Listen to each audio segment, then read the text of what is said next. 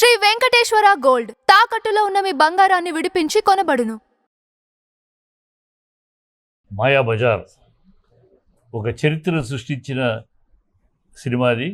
ఇవాళ కాదు, ఆ రోజుల్లోనే అనేక విదేశాల్లో అనేక ఫెస్టివల్స్లో, తాష్కెంట్ ఫెస్టివల్ అలా అనేక ఫిలిం ఫెస్టివల్స్లో విదేశాలలో ప్రదర్శించబడి బహుమతులు పొందిన చిత్రం.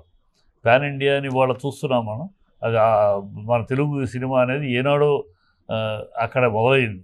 సో అంత ఘనమైన చరిత్ర సృష్టించిన సినిమా అది. నాటికి నీటికి 58లో రిలీజ్ అయితే ఇప్పటిదాకా సజీవంగా ఉన్న మళ్ళీ మళ్ళీ చూడాలనిపించే పాత్ర ఇప్పటికీ ఒక పాఠ్యాంశంలాగా, సినిమా ఫీల్డ్కి ఒక పాఠ్యాంశంలాగా ఉన్న సినిమా. ఆ సినిమా రేపు రిలీజ్ అవబోతుంది. ఏ రోజు? ఆ రోజు ఎలాంటి రోజు అంటే, తెలుగువాణ్ణిరా అనే వెలుగువాణ్ణిరా, ఉప్పులాగా చండ్ర నిప్పులాగా రగులువాణ్ణిరా, సముద్రంలో విసిరేసిన ఒక సముద్రాన్ని సృష్టించగలిగిన తెలుగువాణ్ణిరా అని ఘంటాపదంగా నొక్కి ఒక్కాణించి పాడే ఆత్మ యొక్క జన్మదినం, తెలుగు ఆత్మ. ఆ తెలుగు ఆత్మ ఎవరంటే ఎన్టీ రామారావు. ఆయన యొక్క జన్మదినం.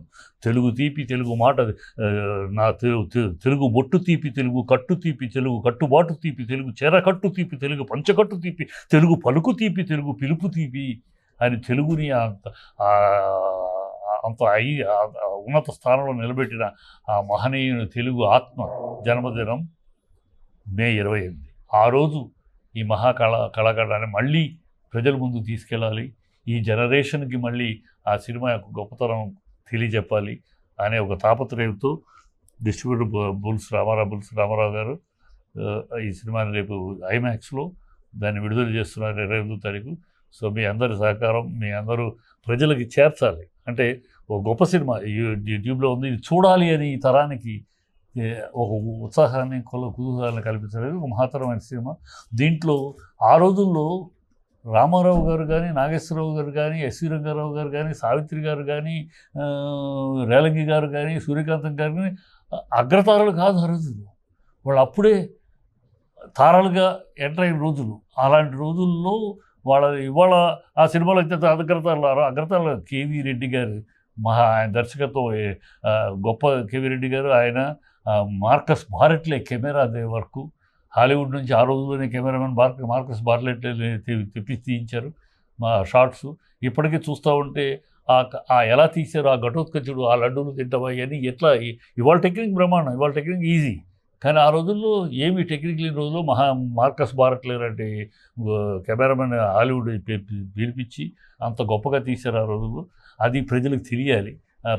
వాళ్ళ జనరేషన్కి టెక్నాలజీ అనేది బ్రెయిన్ ఉపయోగించి మేధస్సు ఖర్చు పెడితే, డబ్బులు ఖర్చు పెడితే కన్నా డబ్బులు ఖర్చు పెట్టడం ఒక విధానం అయితే, మేధస్సు ఖర్చు పెట్టడం కాదు. కేవీ రెడ్డి గారు చెప్పేవారట, ప్రొడ్యూసర్ డబ్బు ఖర్చు పెట్టాలి, దర్శకుడు బ్రెయిన్ ఖర్చు పెట్టాలి.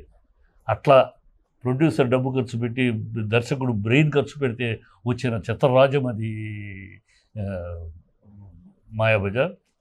ఆ సినిమాని ఇవాళ ప్రజల ముందు తీసుకెళ్ళటం, అది మన నార్మల్గా ఏంటంటే సినిమా అనగానే ఆర్టిస్టులకు వెళ్ళిపోద్ది. అంటే ఆర్టిస్ట్ తక్కువ చేయడం కాదు, ఆర్టిస్టులు. కానీ ఈ సినిమా, ఈ సృష్టి ఆర్టిస్టుల కన్నా టెక్నీషియన్స్ సృష్టి.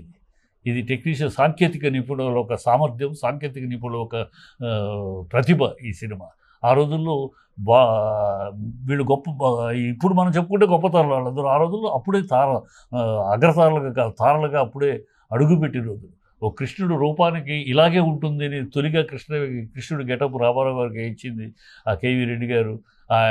ఆయన కళాధర్ గారు, గోఖలే గారు, ఆర్ట్ డైరెక్టర్లు దాన్ని డిజైన్ చేసి ఆ రూపం ఇలా ఉంటుంది, ఏమో ఇలాగే ఉంటుంది అన్నట్టు వాళ్ళు డిజైన్ చేసి ఆ గెటప్ అంతా బొమ్మలు గీసి ఆ ప్రకారం రామారావు గారు తయారు చేస్తే అది చిరస్థాయిగా దేవుడు అంటే రామారావే అని ఇళ్లలో కూడా కృష్ణుడు ఫోటో, రాముడు ఫోటో పెట్టుకుని రామారావు గారి ఫోటోని పెట్టుకునే స్థాయికి వాళ్ళ యొక్క ఆ నైపుణ్యం, ఆ సాంకేతిక నిపుణుల యొక్క గొప్పతనం, వాళ్ళ యొక్క ప్రతిభ, ఆ ప్రతిభ ప్రజలకు మళ్ళీ చూపించాలి, ఈ తరం ప్రజలకు చూపించాలి, చూడాలి అనే ఒక తాపత్రయంతో, కుతూహలంతో చేస్తున్నాడు ఆయన. అది మీ ద్వారా ప్రేక్షకులకి బాగా వెళ్ళాలి, ప్రేక్షకులు దీన్ని చూడాలి బాగా. చూసి మన తెలుగు జాతి యొక్క ఔన్నత్యం ఏంటి, తెలుగు సినిమా ప్రతిభ ఎక్కడ మొదలైంది, ఎప్పుడు మొదలైంది, మన తెలుగు సాంకేతిక నిపుణుల గొప్పతనం, ఔన్నత్యం ఎంతటిది, మేధాశక్తి ఎంతటిది మేధస్సును మదించి తీసిన ఇలాంటి సినిమాలు వీరాభిమన్యం ఇదవచ్చు, వీరాభిమన్యం, ఇంకా అనేక సినిమాలు ఉన్నాయి. ఇలా ఆ రోజుల్లో వాళ్ళ మేధస్సును మదించి మేధస్సును ఖర్చు పెట్టి గొప్ప గొప్ప సినిమాలు తీశారు. ఆ గొప్ప సినిమాలు ఈ జనరేషన్ చూడాలి, చూసి అవగాహన చేసుకోవాలి. ఒక పురాణాన్ని సోషలైజ్ చేస్తూ దాన్ని ఒక చక్కటి ఎంటర్టైన్మెంట్గా తీసుకెళ్తూ ఎలా మలిచారు. వాళ్ళ కథకుడు కానీ దాంట్లో సినిమా కథకుడు అవ్వచ్చు, కెమెరామెన్ అవ్వచ్చు, ఎడిటర్ అవ్వచ్చు, కళాదర్శకులు అవ్వచ్చు, సంగీత అవ్వచ్చు, రైటర్ పింగళి గారు అవ్వచ్చు. ఆ గొప్ప ప్రతి పదము ఇప్పటికీ గుర్తుండేటట్టు రాసిన ఆయన. సో ఒక కాంబినేషన్ ఆఫ్ వర్సటైల్ టెక్నీషియన్స్, ఆ కాంబినేషన్ ఆఫ్ గ్రేట్ టెక్నీషియన్స్ మన ఇండస్ట్రీ, తెలుగు ఇండస్ట్రీకి ఆ ఘనత ప్రజలకు తెలియాలి, చూపించాలి. వాళ్ళు ఒకసారి మళ్ళీ మననం చేసుకుని, ఆహా ఇంత గొప్పవాళ్ళు పునాదులు వేసిన పరిశ్రమ, సినిమా పరిశ్రమ ఇది, ఇంతటి మహానుభావులు పునాదులు వేస్తే ఆ రహదారిపై నడుస్తుంది ఇండస్ట్రీ, మనం చూస్తున్నాం అని తెలుసుకోవాలనే పరమ రహస్యం, పరమ సత్యం ప్రజలు తెలుసుకోవాలని ఒక తాపత్రయం. సో ఆయన అందుకని మొదలెట్టారు. మీరు చెప్పండి, మీరు ఏ ఉద్దేశంతో? ఎన్నో సినిమాలు ఉన్నాయి, ఎంతోమంది ఉన్నారు, కొత్త సినిమా తీయచ్చు మీరు కదా. అది కాకుండా ఆ సినిమాని తీసుకొచ్చి మళ్ళీ ప్రజల ముందు పెట్టాలి అనే ఆలోచన అనేది చెప్పండి. అందరికీ నమస్కారం. తెలుగువారి ఆరాధ్య దైవం, తెలుగు జాతి ఆత్మగౌరవం, విశ్వఖ్యాత నందమూరి తారక రామారావు గారు, శ్రీమతి బసవతారక గారిని స్మరించుకుంటూ వారి ఆశీస్సులు కోరుతూ, మా తల్లిదండ్రులు ఆశీస్సులు కోరుతూ, నాకు ఇంతటి అవకాశాన్ని, చిత్ర పరిశ్రమలో అవకాశం కల్పించిన భార్గవాడ్స్ గోపాల్ రెడ్డి గారి ఆశీస్సులు, రాజేశ్వరమ్మ గారి ఆశీస్సులు, మా గురువుగారు కోడరామకృష్ణ గారి ఆశీస్సులు కోరుతూ, చిట్టుబాబు గారు చెప్పిన చిత్రానికి సంబంధించి, కళాఖండానికి సంబంధించిన గొప్పదనాన్ని ఆయన వారి తండ్రి గారు త్రిపుణేని మహారథి గారు, మహారచయిత, అప్పటి నుంచి ఆయనకు తెలిసిన ప్రతి విషయాన్ని కూడా నాతో చర్చిస్తూ ఉండేవారు. అట్లా వీరు అడిగిన దాని ప్రకారం, వారు చెప్పిన దానికి కొనసాగింపుగా ఇవాళ సినిమాలని యువతరానికి చేర్చడానికి కానీ, ప్రజలకు చేర్చడానికి కానీ అందరూ ఉన్నారు. వారికి వారి సామర్థ్యాన్ని, వారి తెలివితేటలని, ప్రతిభని నేటి కాలమాన పరిస్థితుల ప్రకారం చేశారు. అయితే ఆనాటి కాలమాన పరిస్థితుల ప్రకారం సాంకేతికత అనేది మొదట్లోనే మొగ్గగా ఉన్నప్పుడే కేవీ రెడ్డి గారు లాంటి మహాదర్శకులు, దిగ్దర్శకులు, దానికి సంబంధించిన మార్కెట్ బాట్లే గారు, కళాధర్ గారు, మాధవపేద గోఖలే గారు, ఘంటసాల గారు, పింగళి నాగేంద్రరావు గారు, వీరందరినీ ఒక మేధస్సుని మదింపజేసి వారి ప్రతిభా సంపత్తిని వినియోగిస్తూ దీనిని తెర మీద తీసుకెళ్ళటానికి నాగిరెడ్డి గారు, చక్రపాణి గారు సంయుక్తంగా చేసిన ప్రయత్నంలో ఎన్టీ రామారావు గారిని కృష్ణుడిగా, నాగేశ్వరరావు గారిని అభిమన్యుడిగా, ఘటోత్కచుడిగా ఎస్వి రంగారావు గారు, సావిత్రి గారు శశిరేఖగా, రేలంగ్ గారు ఉత్తర కుమారుడుగా, ఇలా తారా పదాన్ని వారి అవకాశం కల్పించి వారిని తీర్చిదిద్ది తదుపరి తెలుగు ప్రజల ఆరాధ్య దైవంగా ఎన్టీ రామారావు గారు పూజింపబడటానికి ఆనాటి మాయాబజార్ సృష్టే ఎన్టీ రామారావు గారు ఆరాధ్యుడయ్యారు. తెలుగు ప్రజలకి, ప్రేక్షక దేవుళ్ళకి ప్రేమించి ఆరాధించే దైవంగా రామారావు గారు మలచబడటానికి కారకులు, మహాదర్శకులు కేవీ రెడ్డి గారు. అలాంటి మహానుభావులు నాగిరెడ్డి గారు, చక్రపాణి గారి కాళ్ళ నుంచి ఉద్దండులందరూ చేసిన ఆ సాంకేతికత మొగ్గ స్థాయిలో ఉన్న స్థాయిలో హాలీవుడ్ స్థాయిని మించి 1957లోనే అద్భుత సృష్టించిన అద్భుత కావ్యం చిత్రరాజం మాయాబజార్. 68 సంవత్సరాలు నిండినప్పటికీ, అంటే నేను కూడా పుట్టలేదు, చిట్టుబాబు గారు పుట్టారు. ఆయన పసిబిడ్డ, నేనైతే పుట్టలేదు. మీకైతే అసలు తెలియని కూడా తెలియదు, మీరు యువతరం. సో మీలాంటి యువతరానికి ఇలాంటి నిధి నిక్షేపాల లాంటి మాయబజార్ చిత్రాన్ని ఒక్కసారన్నా చూపించే అవకాశాన్ని ఎందుకో నేను ప్రేమించి ఆరాధించే ఎన్టీ రామారావు గారు నాకు అవకాశం కల్పించారేమో అని నేను అదృష్టంగా భావిస్తూ, వ్యయ ప్రయాసాలు ఉన్నప్పటికీ, ఆర్థిక పరంగా ఒడిదుడుకులు ఉన్నప్పటికీ, ఏదో గొప్ప పని చేసేటప్పుడు వాటన్నిటిని పక్కన పెట్టుకుంటూ ముందు మనం అనుకున్న లక్ష్యం చేరాలి కాబట్టి ఇది ఒక సత్కార్యక్రమంగా సమాజంలో ఎన్టీ రామారావు గారికి ఉన్న పేరు ప్రతిష్టలు కానీ, ఆయన మీద ఉన్న ఆరాధన భావన కానీ సరైన సందర్భంగా అనుకుని, నేను కూడా రామారావు గారి మహాభక్తుడిగా ఎన్టీ రామారావు జయంతిని పురస్కరించుకుని, ఇది ముందు ఈ మహానగరంలో మహాభక్తుడు అన్నారు. ఒకటి మహాభక్తుడు కాదు ఈయన. రామారావు గారి ఆంజనేయ స్వామి గుండె చీలిస్తే రాముడు కనపడతాడు. ఈయన గుండె దగ్గర చెవి పెడితే ఎన్టీఆర్ అంటది, లబ్డబ్ అనదు. అంతటి భక్తుడు, విఫల భక్తుడు ఈయన.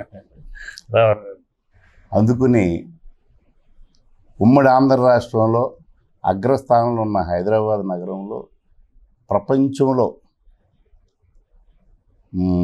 107 అడుగులు వెడల్పు, 54 అడుగులు ఎత్తున్న పెద్ద తెర మీద ఏషియన్ దేశాల్లో ప్రథమ స్థానం, ప్రపంచంలో 2వ స్థానంలో ఉన్న ఆ పెద్ద తెర మీద చూడాలనే సత్సంకల్పంతో పాటు ప్రజలందరికీ చూపిస్తూ ఈ అవకాశాన్ని సద్వినియోగం చేసుకునేలాగా రామారావు గారి జయంతి కానుకగా ఇది యాజ్ ఇట్ ఈస్ పాత పిక్చర్లకు కాకుండా దీన్ని కలరింగ్ చేసి అప్డేట్ చేసి టెక్నికల్గా కూడా దీన్ని అప్డేట్ చేసి రిలీజ్ చేసేది. అంటే ఇది 2010లోనే గోల్డ్ స్టోన్ కంపెనీ వాళ్ళు అన్నీ చేసేసారు. బట్ ఇది ప్రత్యేకంగా రైట్స్ తీసుకుని ఈ రైట్స్ ప్రకారం ప్రచారం చేస్తూ మళ్ళీ యూట్యూబ్, యూఎఫ్ఓ క్యూబులు వీటన్నిటికీ ఇదంతా ఎడిషనల్. అయితే అసలైతే గోల్డ్ స్టోన్ వాళ్ళు చేశారు, అది మనం చేయలేదు. వాళ్ళు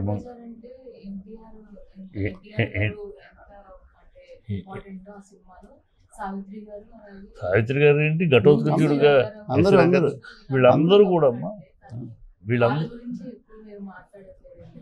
అదే మాట్లాడతారు. వాళ్ళని గురించి ఏంటంటే వాళ్ళు ఈ సినిమా ఫస్ట్ ఈ సృష్టి కారకుల గురించి ముందు మాట్లాడదాం. సృష్టి కారకులు వాళ్ళు.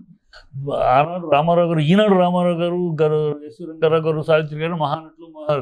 ఆ రోజు ఆ సినిమా తీస్తున్నప్పుడు వాళ్ళు ఆ బిగినర్సే. రామారావు గారు అప్పుడే నటుడుగా ఆరంభించిన రోజులు, ఎస్సి రంగారావు గారు అప్పుడే వేషాలు వేస్తున్న రోజులు. ఆ సావిత్రి మహానటి కాదు, నటి.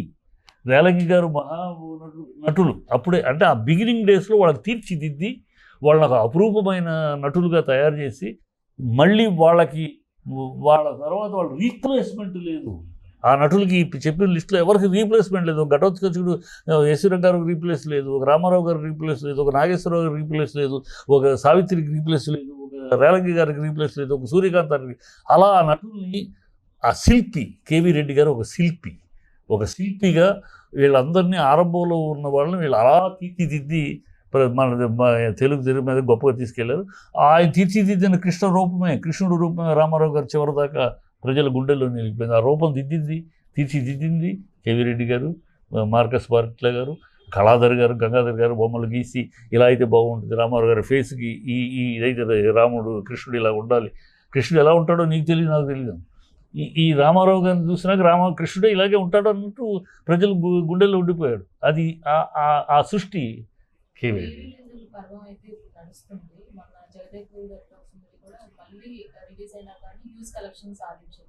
అలాగా ఇప్పుడు తీస్తున్న సినిమాల కంటే కూడా రీ రిలీజ్ కలెక్షన్స్ ఎక్కువగా ఉంటాయని చెప్తున్నారు.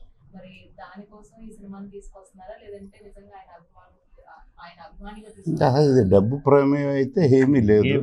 అందుకే మీరు అడిగిన దానికి ఎవరు ఎంత సంపాదించినా ఇవాళ దేశం కోసం కానీ రాష్ట్రంలో ఉన్న ప్రజల కోసం కానీ ఎవరెవరు ఏం చేశారో కూడా మీకు తెలుసు. ఇప్పుడు మేము డబ్బు కోసం చేసే ప్రయత్నం కాదని మరొక్కసారి మీకు చెబుతూ, దీంట్లో మొన్న వర్కింగ్ జర్నలిస్ట్ అసోసియేషన్ అధ్యక్షులు రాంబాబు గారికి 10,116 ఇస్తూ ఒక ఫోటోగ్రాఫర్, నాకు ఒక పిఆర్ నా ఫ్రెండ్ ఉన్నాడు వీరబాబు అని, చెప్పాడు, అన్న ఇది ఇట్లా అందరూ ఇట్లా చేస్తున్నాం అంటే సరే తను గౌరవిస్తూ ఆ రవికుమార్ చౌదరి అనే ఫోటోగ్రాఫర్ కొంచెం వెన్నుముక ఇబ్బంది ఉంది, బెడ్ రెస్ట్లో ఉన్నాడంటే 5,000 రూపాయలు ఆయనకి ఇవ్వటానికి కూడా సిద్ధం. ఆ రోజే నేను ఒక విషయం చెప్పడం మర్చిపోయాను మీరు అడిగిన దానికి. సరిగ్గా 1965లో దేశ సైనికుల కోసం, జాతీయ సైనిక నిధి కోసం ఎన్టీ రామారావు గారు బృందం కలిసి విరాళాలు సేకరిస్తూ ఉంటే ఆ సేకరణకి జయం మనదే. చిట్టుబాబు గారు నాన్నగారు మహారథి గారు, త్రిపురనేని మహారథి గారు నాటకం రాస్తే ఆ నాటకాన్ని ఊరూరా ప్రదర్శనలు ఇచ్చి ఆ ప్రదర్శన మీద వచ్చిన ఆదాయంతో పాటు విరాళాలతో పాటు ఆనాటి దేశ ప్రధాని లాల్ బహదూర్ శాస్త్రి గారికి ఇచ్చిన గొప్ప ఘనత ఉన్న చిత్ర పరిశ్రమ ఇది. ఆనాడు డబ్బు తీసుకుని ఆ డబ్బుని సొంతానికి కుటుంబానికే కాకుండా వారి సమయాన్ని ప్రజల కోసం, సమాజం కోసం ఖర్చు చేస్తూ బాధ్యతగా వారు ఏమి చేయాలో దేశం కోసం, దేశ ప్రజల కోసం, రాష్ట్రం కోసం, రాష్ట్ర ప్రజల కోసం చేసిన గొప్ప వ్యక్తులు, ఆదర్శమూర్తులు ఎన్టీ రామారావు గారితో పాటు మహారథి గారు, నాగేశ్వరరావు గారు, ఎస్వి రంగారావు గారు, సావిత్రి గారు కూడా, వీళ్ళందరూ ఆ స్ఫూర్తితోటి ఇప్పుడు అదే స్ఫూర్తి ఇలాంటి మహానుభావులు, మహాత్ములకి నమస్కారం చేస్తూ ఆదర్శమూర్తులకి ఈనాటి పరిస్థితుల్లో మొన్న దేశ యుద్ధంలో జరిగిన నష్టం పోడ్చలేనిది. మన తెలుగు రాష్ట్రాల్లో 2 సైనికులు చనిపోయారు. మనది 2 రాష్ట్రాలైనా తెలుగు జాతి మనది, 2గా వెలుగు జాతి మనదిగా భావించే ఎన్టీ రామారావు గారి అభిమాని నేను. 2గా వెలుగుతున్న జాతి మనది, విడిపోలేదు. విడిపోయామనుకున్న వాళ్ళు వేరు, కానీ కలిసి ఉండాలి అనేది ఆ రోజు ఎన్టీ రామారావు గారు 1971-72లోనే తెలుగు జాతి మనది, నిండుగా వెలుగు జాతి మనది ఆయన నినాదమే మా నినాదం. ఇప్పుడు అదే ఆయన నారాయణ రెడ్డి గారితో రాయించిన పాటకి తెలుగు జాతి మనది, 2గా వెలుగు జాతి మనదని ఎన్టీ రామారావు గారి భక్తుడిగా, మహాభక్తుడిగా, వీరాభిమానిగా నేను గర్వంగా చెప్తున్నా. నాకు అందరూ ఒకటే, సోదరులే. ఒక్క నిమిషం అమ్మా. ఈ సందర్భంగా ఎన్టీ రామారావు గారు ఆనాటి బృందంతో చేసిన సైనిక నిధి ఎలా ఇచ్చారో ఈ సినిమా విడుదల అనంతరం మీరన్నట్టుగా మంచి లాభాలు వచ్చినా, తక్కువ లాభాలు వచ్చినా, కనీస లాభాలు వచ్చినా, ఒకే లాభం రాకపోయినా ప్రమేయం లేకుండా, బాగా లాభం వస్తే బాగా, తక్కువ లాభం వచ్చినా ఏమొచ్చినా సముచిత నిర్ణయం తీసుకొని చిట్టుబాబు గారితో కూడా నేను చర్చించాను. అంటే అనుకుంటున్నాం, మొన్న 19వ తేదీ జరిగిన ప్రసాద్ ల్యాబ్లో జరిగిన ప్రెస్ మీట్లో చెప్పాల్సిన సందర్భంలో కొంచెం నేను చెప్పలేకపోయానంటే, లేదు వచ్చిన ఆదాయం బట్టి మనం సముచిత నిర్ణయం తీసుకొని ఇద్దాం. ఇక్కడ సైనిక నిధికి, సైనికులకి, ఈ కుటుంబాలకి, ఇక్కడ ప్రాణాలు కోల్పోయిన వాళ్ళ కుటుంబాలకి, తెలంగాణలో చనిపోయిన అక్కడ వాళ్ళ కుటుంబానికి వచ్చే ఆదాయంలో ఎంత వస్తే దీన్ని బట్టి సముచిత నిర్ణయం తీసుకుని వచ్చే దాంట్లో ఇంత వాళ్ళకి అనేది నిర్ణయించారు. డబ్బులు సంపాదించడం కోసం ఈ సినిమా తీట్లా ఆ చనిపోయిన సైనికులందరికీ, దేశం కోసం చనిపోయిన సైనికులందరికీ నివాళులర్పిస్తూ ఇక్కడ మనకు అందుబాటులో మన ప్రాంతంలో ఉన్న ఎవరైతే మురళీ నాయక్ కానీ, తెలంగాణలో చనిపోయినా కానీ, వారికి మీ అందరి వాళ్ళు చేసిన త్యాగాన్ని మనం గుర్తెట్టుకుని వారి కుటుంబానికి మన వంతు బాధ్యతగా, ఇది కూడా విశ్వవిఖ్యాత నట సార్వభౌమ నందమూరి తారక రామారావు గారి స్ఫూర్తి మాత్రమే. ఇది ఆయన 82లో తెలుగు ప్రజల కోసం పెట్టిన పార్టీ అప్పటి నుంచి క్రమశిక్షణ గల సైనికుడిలా, కార్యకర్తగా నేను చేసుకున్నాను కాబట్టి ఆయన బాటలో ఎప్పుడూ కొనసాగుతాం. మధ్యలో కొన్ని అవాంతరాలతో ఆగుండొచ్చు, కానీ కొనసాగింపు మాత్రం ఎప్పుడు ఉంటుంది. ఇంతకన్నా ఆదాయం రావాలే కానీ ఎక్కువ శాతం రామారావు గారు ఏదైతే ఆయన ఆదాయాన్ని పక్కన పెట్టి ప్రజాక్షేమం కోసం, ప్రజల ఆత్మగౌరవం కోసం పార్టీలు పెట్టారో అలాంటి ఉద్దేశమే. టోటల్గా ఏంటంటే వచ్చే ఆదాయంలో ఈ సైనిక కుటుంబాలకి, ప్రాణాలు కోల్పోయిన కుటుంబాలకి, సైనిక దీనికి ఉంది కదా వారు ఫండ్ ఏదో ఉంది, దానికి సముచితంగా ఆలోచించి వచ్చిన దాన్ని బట్టి ఎంత అనేది వచ్చిన దాన్ని బట్టి మీరు అడిగిన మంచి ప్రశ్నకి ఆనందంగా గర్వంగా సమాధానం చెప్తాను. అది ఇవ్వటం అనేది దీని మీద నేను తీసుకున్న నిర్ణయం. మీరు అడిగిన మంచి ప్రశ్నకి మిమ్మల్ని అభినందిస్తూ తదుపరి మొన్న ఎలా అయితే వర్కింగ్ జర్నలిస్ట్ ఇచ్చాం అట్లాగే ఒక్కొక్క సందర్భాన్ని బట్టి మీ అందరికీ కూడా గుర్తుపెట్టుకుని సేవ చేసే ఉద్దేశంలోనే మేము ఉన్నాం. ఐమాక్స్ బిగ్ స్క్రీన్ అనేది ముందు నేను కూడా చూద్దాం, అన్ని ఫార్మేట్లో నేను చూశాను. ఆ బిగ్ స్క్రీన్లో నేను చూస్తూ ప్రజలకు చూపించాలి, రామారావు గారిని అందరికీ చూపించాలి అనే స్వార్థం అది. దాంతోపాటు ఆంధ్రప్రదేశ్, తెలంగాణ, ఆంధ్రప్రదేశ్, మహారాష్ట్ర, ఒరిస్సా, కర్ణాటక ఈ 5 రాష్ట్రాలకు మాత్రమే నాకు హక్కులు ఉన్నాయి. మనకు హక్కులున్న ఈ 5 రాష్ట్రాల్లో ముఖ్యమైన కేంద్రాల్లో, అంటే ఎక్కడ పడితే అక్కడ పెట్టి అట్ట కాకుండా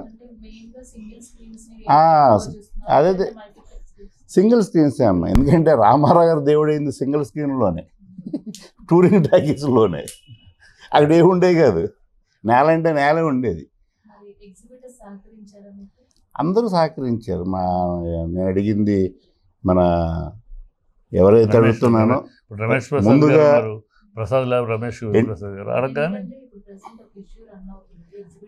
దీనికి అలాంటి ఇబ్బంది ఏం లేదమ్మా. ఎన్టీ రామారావు గారికి మన దేశంతో అవకాశం ఇచ్చిన మహనీయుడు ఎల్వి ప్రసాద్ గారు వారసుడు రమేష్ ప్రసాద్ గారిని ఇదే అడిగా, నేను అభిమానంగా మీ సహకారం కోరుతున్నానండి, ఇలా రామారావు గారికి నాన్నగారు ఇచ్చినట్టు మాకు కూడా అవకాశం ఇవ్వండి. ఆయన వెంటనే అన్నారు. ఆయన తర్వాత ఇలా గీతా ఆర్ట్స్ అరవింద్ గారు, బాబీ, దిల్ రాజు, శిరీష్, ఏషియన్ సునీల్ గారు, అవ్వచ్చు, వీళ్ళందరూ కూడా ఇలాంటి సినిమాకి ఎక్స్పెక్ట్ చేసాం సహకరిస్తారని ఖచ్చితంగా. తోడు రాయలసీమ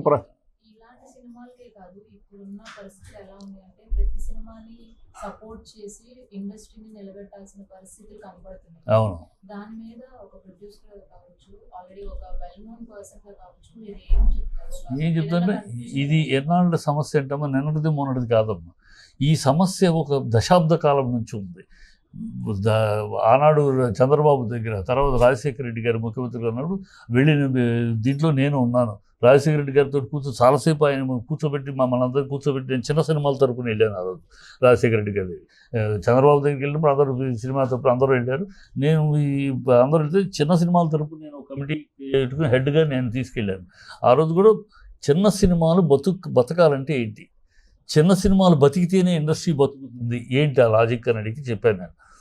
చిన్న సినిమాలు ఈ ఇండస్ట్రీలో 250 సినిమాలు వస్తాయి, 24 క్రాఫ్ట్స్ ఉన్నాయి, 2 లక్షల మంది వర్కర్స్ ఉన్నారు. వీళ్ళకి ఫుడ్ పెట్టేది ఎవరు? పెద్ద సినిమాలు కాదు. సంవత్సరంలో ఆ 20 సినిమాలు పెద్ద సినిమాలు, వాళ్ళు వాళ్ళ సంస్థలు. ఈ 24 క్రాఫ్ట్ 200 సినిమాలు తీసుకుని ఈ చిన్న సినిమాలే 24 క్రాఫ్ట్లకి ఫుడ్ పెడుతుంది. ఈ 2 లక్షల మందికి ఉద్యోగాలు. సో చిన్న సినిమాలు బతకాలంటే రెంట్లు పోవాలి. ఎందుకంటే చిన్న సినిమా బాగున్నా కూడా రెంట్ కట్టలేని పరిస్థితిలో ఉన్నారు. సో కనుక రెంట్ కట్టలేని పరిస్థితులు పర్సంటేజ్కి రావాలి మొదటి నుంచి ఎప్పటి నుంచో అడుగుతూ ఉన్నాం. ఆ రోజుల్లో వీళ్ళు కొంతమంది ఎగ్జిబిటర్స్, డిస్ట్రిబ్యూటర్స్ సహకరించలేదు, కాదు అన్నారు. ఇప్పుడు వాళ్ళే దారికి వచ్చారు. వాళ్ళే చిన్న సినిమాలు పర్సంటేజ్ కావాలి. ఎందుకు కావాలి పర్సంటేజ్ వల్ల? లేకపోతే రెంట్లేమో మెయింటెనెన్స్ అయిపోతుంది. రెంట్లు విపరీతంగా పెంచితేనేమో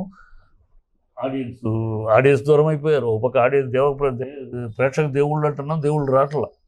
200, 300 అనేటప్పుడు జేబు చూసుకుంటున్నాడు. సో ఇది 3 క్లాసులు ఉండేవి. 3 క్లాసులు ఉంటే పై క్లాసు ఫుల్ అయిపోయినా కింద క్లాసులు ఫుల్ అయ్యి వాడు మన ఆడియన్స్ ఎవరు? మన ఆడియన్స్ అమాలీలు, కూలీలు, ఆటో డ్రైవర్లు, రిక్షా పుల్లలు, వీళ్ళు రోజు కూలి వేలు చేసుకుని ఆ రోజుకి 700, 600 తీసుకుని దాంట్లో 100 రూపాయలు సినిమాకి వెళ్ళిపోతారు. వాడు 70 రూపాయలు, 100 రూపాయలు అంటే శుభ్రంగా సాయంకాలంతో ఒక సినిమాకు రోజు సినిమా చూస్తాడు. వాడు చూసిన సినిమాని మళ్ళీ చూస్తాడు. వాడే ప్రేక్షకుడు, నిజమైన ప్రేమికుడు. వాడిని మనం దూరం చేసేస్తాం. వాడు ఒకసారి రావడానికే జేబులు తడుకోవాల్సిన పరిస్థితి. ఎన్ని ప్రక్షాళన కావాలి, ఏ రేట్లు 3 క్లాసులు రావాలి, మల్టీప్లెక్స్లో వాడు కింద నుంచి పైకి ఒకటి మిగతా థియేటర్లన్నీ మిగతా అన్నీ కూడా రావడం. ఈవెన్ మల్టీప్లెక్స్ ఎందుకు పైనుంచి కింద దాకా ఒకే రేటు ఉండాలి, కొంచెం చేంజ్ కావాలి, ఇవన్నీ ఎప్పటి నుంచో అడుగుతున్నాము. మామూలు మున్సిపల్ కాంప్లెక్స్లు ఉన్నాయి, ఇక్కడ మినీ థియేటర్స్ కట్టండి, మినీ థియేటర్స్ పర్మిషన్ ఇవ్వండి, 300 సీట్లు 250 సీట్లకి పర్మిషన్లు ఇవ్వండి, ఇవన్నీ కూడా అడుగుతున్నాయి, ఎప్పటి నుంచో అడుగుతున్న విషయాలే. అవి అలా ఎప్పటికప్పుడు అడగటం, మళ్ళీ వెనక నుంచి వెళ్తాం, అది ఆగిపోవటం. ఈసారి ఏదో కొంచెం గట్టిగా, ఎందుకంటే ఎగ్జిబిటర్స్ సైతం మాకు మాడు బగులుతుంది అని ఎప్పుడైతే వాళ్ళు కూడా వచ్చారో, సో కాకపోతే ప్రొడ్యూసర్స్ని ఇప్పుడు రిలీజ్కి రెడీగా ఉన్నాయి కనుక ప్రొడ్యూసర్స్ ఇప్పుడు కాదు, కొంచెం టైం తీసుకెళ్ళి సినిమాలు ఆపటం కన్నా నడుపుతూనే సమస్యల పరిష్కారం చూద్దామని ఏదో అన్నారు. రేపు 30వ తారీఖు ఎగ్జిక్యూటివ్ కమిటీ మీటింగ్ ఉంది వైజాగ్లో, ఆ మీటింగ్లో తేలుతుంది. ఏమైనా డెఫినెట్గా ప్రక్షాళన జరగవలసిన అవసరం ఉంది. సినిమా ఇండస్ట్రీ బతికితేనే ప్రతి ఒక్కళ్ళు బతుకుతారు. ఇండస్ట్రీ బతకకుండా ఈ ఇంతమంది కార్మికులు, 2 లక్షల మంది వర్కర్సు, 24 క్రాఫ్ట్స్, 3 పూట్ల ఫుడ్ తినాలి, 3 పూట్ల పచ్చగా ఉండాలి అంటే ఖచ్చితంగా ఈ మార్పులు రావాలి, అందరికీ బాధ్యత రావాలి. ఇప్పుడు మన షారూఖ్ ఖాన్ అన్నాడు, ఎంత గొప్ప మాట అన్నాడు. షారూఖ్ ఖాన్ అసలు అలాంటి మాట మాట్లాడతారని నేను ఎక్స్పెక్ట్ చేయలేదు. షారూఖ్ ఖాన్ హీరోలు సైతం పర్సంటేజ్ తీసుకోవాలన్నాడు, హీరోలు సైతం పర్సెంట్ తీసుకోవాలి. నేను గతంలో పర్సంటేజ్ తీసుకుంటే ఒక సినిమాకి 200 కోట్లు వచ్చింది, ఒక సినిమాకి 40 కోట్లే వచ్చినాయి. ఇట్స్ ఓకే, ప్రొడ్యూసర్ ఖర్చు పెడుతున్నాడు, అన్ని పెడుతున్నాడు, నాకు ఫుడ్ ఇచ్చాడు, ఫుడ్ పెట్టాడు, కార్ పెట్టాడు, మేకప్ వేసి, ఆయన డ్రెస్సులు వేసాడు, అన్నీ వేసాడు. ఓకే, నా శ్రమకి ఒకదానికి 25 వచ్చింది, ఒకదానికి 200 వచ్చింది. సో పంచుకుంటే అందరం పంచుకుంటాం, నష్టపోతే అందరం నష్టపోతాం అనే పాలసీ ఇది. పడుకొని అమ్మాయి హీరోయిన్ పడుకొని, ఈయన ఇంకో ఆర్టిస్ట్ కూడా, డైరెక్టర్ కూడా అందరూ అన్నారు. ఆ సిస్టమ్ అందమైన సిస్టమ్, అందరూ అన్నం తింటారు. నేను బిర్యానీ తింటాను, నువ్వు గంజి తాగు అనే పద్ధతిలో ఉండకూడదు కదా. అందరూ తల ముందు తినేపట్టు నువ్వు అనేది ఉండాలి, దానికి ప్రక్షాళన జరగాలి. If not today tomorrow it will happen ఖచ్చితంగా. ఎందుకంటే necessity is the mother of invention. ఎప్పుడైతే అవసరం వస్తుందో అప్పుడు కొత్త విధానాలు ఏర్పడతాయి. ఖచ్చితంగా necessity is the mother of invention. మా నెసెసిటీ ఏర్పడుతుంది, కనుక్కుంటాం, మార్గాలు కనుక్కుంటాం. ఇండస్ట్రీని మళ్ళీ గోల్డెన్ ఎరా అనేవాళ్ళం మేము. అసిస్టెంట్ డైరెక్టర్, కో డైరెక్టర్గా పనిచేసేటప్పుడు డైరెక్టర్ అయ్యాక కూడా గోల్డెన్ ఎరా అన్నాం.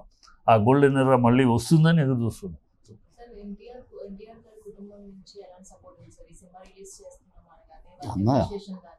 సపోర్ట్ ఉంది, వాళ్ళందరూ ఎప్పుడు మనస్ఫూర్తిగానే. ఎన్టీ రామారావు గారు, నాగేశ్వరరావు గారు, అందరూ, సావిత్రి గారు వాళ్ళ అమ్మాయితో ఎప్పుడు ఆవిడ చెప్తారు, రంగారావు గారు, అందరి సపోర్ట్ ఎప్పుడూ ఉంటుంది. ఇది ప్రత్యేకంగా అడగాల్సింది కాదు, ఎవరు బాధ్యత. తెలుగు ప్రజల సపోర్ట్ ఉంది, కుటుంబాల సపోర్ట్ ఇప్పుడు సహజంగానే ఉంటుంది. అది దీంట్లో ఎవరు అనుమానించక్కర్లా. ఏంటి ఒకళ్ళే అడుగుతున్నా అమ్మా అంటే ఇన్ని అనేది సంఖ్య ఇప్పుడు చెప్పలేము.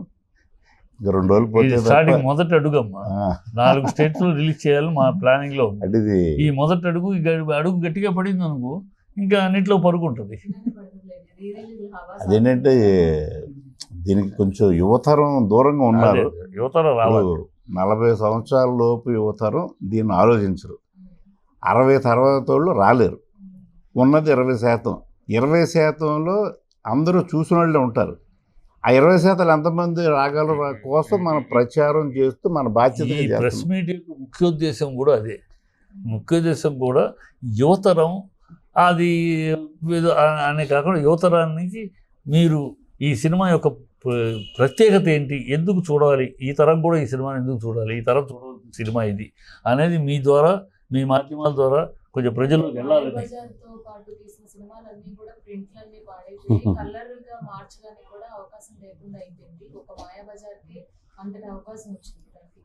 ఉందమ్మా, ఇంకా కొన్ని సినిమాలు ఉన్నాయమ్మా. అది తెలుగు ప్రజల అదృష్టం. అది భారతదేశంలో ఇప్పటికీ ప్రథమ స్థానంలో ఉన్న గొప్ప చిత్రం.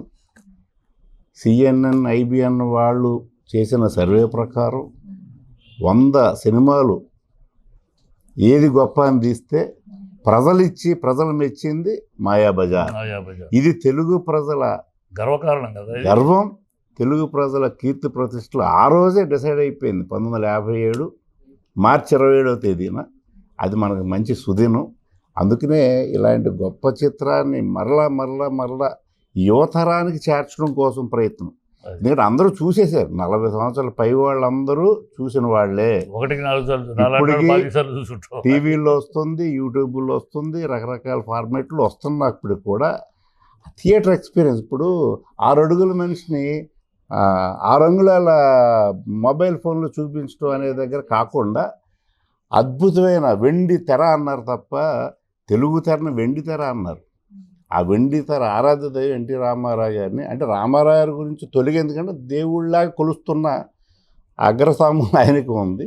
అలాగే మహానటులు నాగేశ్వరరావు గారు, తెలుగు పరిశ్రమకు 2 కళ్ళు, ఎన్టీ రామారావు గారు, నాగేశ్వరరావు గారు. మళ్ళీ మహానటులు రామారావు గారు, నాగేశ్వరరావు గారు, మహానటి సావిత్రి గారు, మహానటుడు ఎస్వి రంగారావు గారు.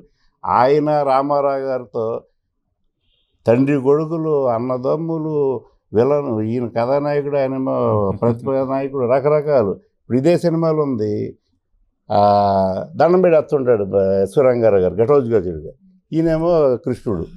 ఈ అనుభవం, ఇన్ని అనుబంధాలను నటించిన గొప్ప మహానటులందరినీ తీర్చిదిద్దాడు. దీనికి మూల పురుషులు, సృష్టికర్తలు, మహాదర్శకుడు కేవిరెడ్డి గారు. దీన్ని మీరు అన్నారే, ఈ రోజుకి అది మనం చూసే భాగ్యం కలిగించిన అత్యంత అద్భుత నైపుణ్యశాలి, ప్రతిభాశాలి మార్కస్ బాట్లే గారు. రామారావు గారిని కృష్ణుడిగా, దేవుడిగా చూపించిన గొప్ప వ్యక్తి అన్నమాట. దర్శకుడు చెప్పింది ఆయన తీర్చిదిద్దింది. అందుకనే దర్శకుడు, డైరెక్టర్ ఆఫ్ ఫోటోగ్రఫీ ఇద్దరూ కలిస్తే ఆ మహామేధస్సు అవుతుంది. అట్లా ఉండబట్టి అలాంటి తెలుసో తెలీదు. మాయాబజార్ ఫస్ట్ రామారావు గారు కృష్ణుడు వేషం, అదే ఫస్ట్. అక్కడ దాంట్లో ఫస్ట్ గెటప్ కృష్ణుడు కనపడ్డాడు. దాన్ని తీర్చిదిద్దింది వీళ్ళిద్దరూ. ఇలాగే ఉంటుంది ఆ దెబ్బ. ఆ రోజు వాళ్ళు తీర్చిదిద్దిన ఆ గొప్పతనం ఇప్పటికీ అదే రూపం. రామారావు దేవుడు, కృష్ణుడు అంటే రామారావు రూపం. అది వాళ్ళ గొప్పతనం. అందుకని మళ్ళీ ఆయన రాముడికి వేయాలన్నా, ఏ దేవుడు వేయాలన్నా అది అనే స్థాయికి ఆ మొదటి అడుగు, అది ఆ మొదటి అడుగును తీర్చిదిద్దింది వీళ్ళిద్దరూ. ఇప్పుడు ఈరోజు భగవద్గీత చదవండి అని అందరూ చెప్తున్నారు, రామాయణ మహాభారత మహాభాగవతాలు చదవమని చెప్తున్నారు. అలాగే మహారచయితలు ఎలా అయితే వారి గ్రంథాలు చదవమన్నారో, ఈ తెలుగు ప్రేక్షక దేవుడిని ఎన్టీ రామారావు గారిని దేవుణ్ణి చేసిన ప్రేక్షక దేవుళ్ళు కోరుకునేది ఏంటంటే, ఈ యువతరానికి ఇదొక చక్కటి పాఠ్యాంశంలాగా భావి భారత దేశానికి గొప్ప ఖచ్చితంగా రాసి ఇవ్వచ్చమ్మా. ఖచ్చితంగా I can give it in writing. యువతకి ఐ కెన్ గివ్ గ్యారంటీ. యువత ఈ సినిమాని ఈ పెద్ద స్క్రీన్లో కూర్చొని చూస్తే ఒక్క నిమిషం కూడా అటు ఇటు కదలరు, రిలాక్స్ అవ్వరు. అంత అద్భుతంగా వాళ్ళ కళ్ళు కనురెప్ప వాల్చకుండా చూస్తారు. అది గ్యారంటీ ఇవ్వగలరు. ఎందుకంటే అంతటి అద్భుతమైన సినిమా. కాకపోతే యువతకి అది పాత సినిమా అనే ఉంటుంది, కానీ పాత gold is always gold. That gold never becomes old. అది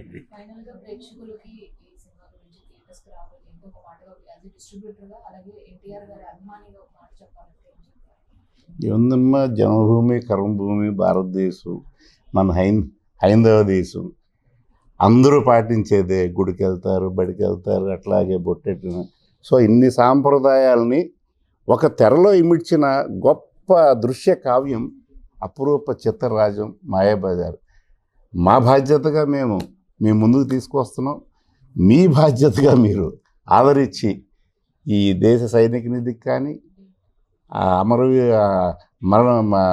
చనిపోయిన సైనికులకు కానీ మన వంతు బాధ్యతగా మీరు కొనే ప్రతి టికెట్ మీద వచ్చే ఆదాయాన్ని ఈ దేశ సైనిక నిధికి కూడా ఉపయోగిస్తామని, ఇది లాభాల కోసమే మాత్రం కాదు, విశ్వవిఖ్యాత నట సార్వభౌమ నందమూరి తారక రామారావు గారి సేవా దృక్పథానికి ఇదొక చిరు కానుక. అభిమానిగా, వీరాభిమానిగా, మహాభక్తుడిగా నేను రామారావు గారి మీద ప్రేమతో చేస్తున్నందుకు ఆశీర్వదించమని కోరుతూ, సహాయ సహకారాలు అందిస్తున్న పంపిణీదారులు అగ్ర నిర్మాత అరవింద్ గారు, వారి జనరల్ మేనేజర్ బాబీ గారు, ఏషియన్ సునీల్ గారు, దిల్ రాజు గారు, శిరీష్ గారు, రాయలసీమ ప్రాంతంలో ప్రత్యేకంగా సహాయ సహకారాలు అందిస్తున్న ఎన్వి ప్రసాద్ గారికి కృతజ్ఞతలు, అభినందనలు తెలియజేస్తూ ఈ చిత్రానికి ట్రైలరు ఇవన్నీ మా 19వ తేదీ రిలీజ్ చేసిన దానికి వాయిస్ ఓవర్ చెప్పిన నా ఆత్మీయ మిత్రుడు శ్రీకాంత్ ఎల్ల వేళల నా వ్యక్తిగత సహకారంతో పాటు ఏ సహకారానికైనా ముందు నిలబడుతున్న శ్రీకాంత్ ఆత్మీయ మిత్రుడికి అభినందనలు తెలియజేస్తూ కృతజ్ఞతలు, అభినందనలు, శుభాకాంక్షలు కలిపి తెలియజేస్తూ ఇంకా ఈ చిత్రానికి అత్యంత సహాయ సహకారాలు అందిస్తున్న శ్రీమిత్ర చౌదరి గారు, ఆయన ప్రత్యేకంగా ఎన్టీ రామారావు గారిని అభిమానిస్తూ ఆయన నాకు సంపూర్ణ సహాయ సహకారాలు అందిస్తున్నారు. శ్రీమిత్ర చౌదరి గారికి కృతజ్ఞతలు తెలియజేస్తూ మీ సహాయ సహకారాలతో ప్రేక్షక దేవుడు చేరవ్వాలని కోరుకుంటున్నాను. ఓకే, చివరిగా మీ అందరూ కూడా ఎన్నో సినిమాలకి, ఇప్పుడు వస్తున్న కొత్త సినిమాలకి అన్నిటికీ మీరు వెళ్తుంటారు, చేస్తుంటారు. దాంట్లో దీని ఎలా ఉంది, దాంట్లో ఎలా ఉందని ప్రమోట్ చేస్తూ ఉంటారు.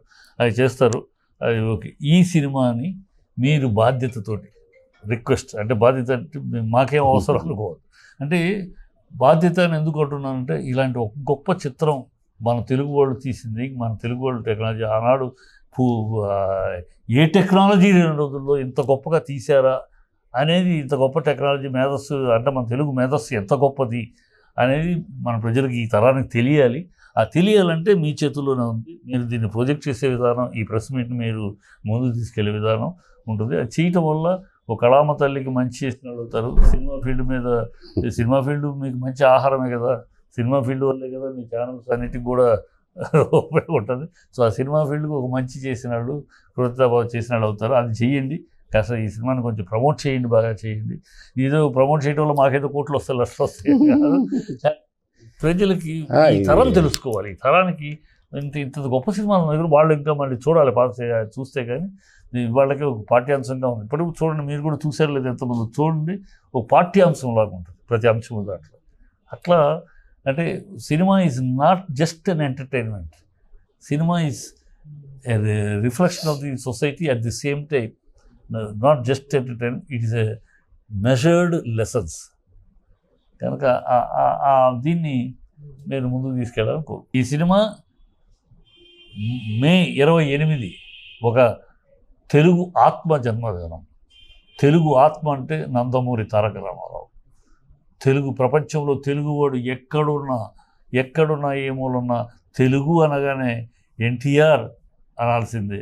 అలాంటి ఎన్టీఆర్ జన్మదినం. ప్రతి తెలుగువాడు గర్వించే, నేను తెలుగువాడినిరా, I have lived in the period of era of NTR అని గర్వంగా చెప్పుకోగలిగిన తెలుగు ఆత్మ ఎన్టీఆర్ జన్మదినం. అది ఆ జన్మదినం నాడు రిలీజ్ చేస్తాను.